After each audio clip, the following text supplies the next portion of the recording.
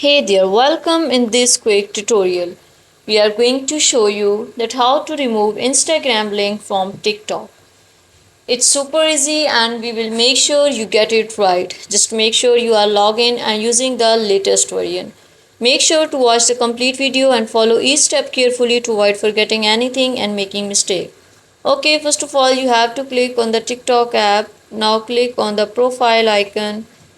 Click on the edit profile here. If you have added in social, there is Instagram link, then click on Instagram link and delete or remove link. Click on that to remove link. Your Instagram will be removed from your TikTok account.